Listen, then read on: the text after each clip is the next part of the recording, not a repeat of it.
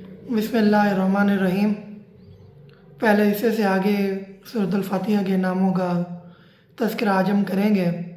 سورۃ الکافیہ، یحییٰ بن کثیر فرماتے ہیں کہ اس سورت کا نام کافیہ بھی ہے کیونکہ یہ اپنے علاوہ سب صورتوں کی کفایت کرتی ہے اور کوئی دوسری صورت اس کی کفایت نہیں کرتی۔ سورۃ الکنز، اسے سورۃ الکنز بھی کہا جاتا ہے۔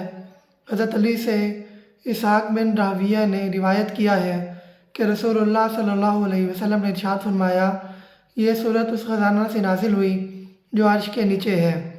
الراقیۃ الشفاء، دارمی میں حضرت ابو سعید سے روایت ہے کہ سورۃ الفاتحہ ہر زہر کی شفا ہے۔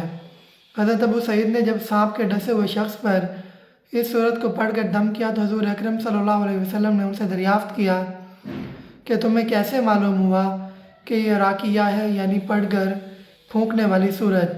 الاساس، حضرت ابن عباس اس سورت کو اساس القرآن کہتے تھے، یعنی قرآن کی بنیاد اور جزو۔ المناجات، سورۃ الفاتحہ کو المناجات اس لیے کہا جاتا ہے کیونکہ اس میں آیت مبارکہ ہے ایاک نعبد و ایاک نستعین، کیونکہ اس کے ذریعے بندہ اپنے رب سے مناجات کرتا ہے اور اس بات کا واضح اقرار کرتا ہے کہ اے میرے مالک و خالق، میں تیری ہی عبادت کرتا ہوں، کیونکہ عبادت میں پکار کے لائق تیرے علاوہ اور کوئی نہیں۔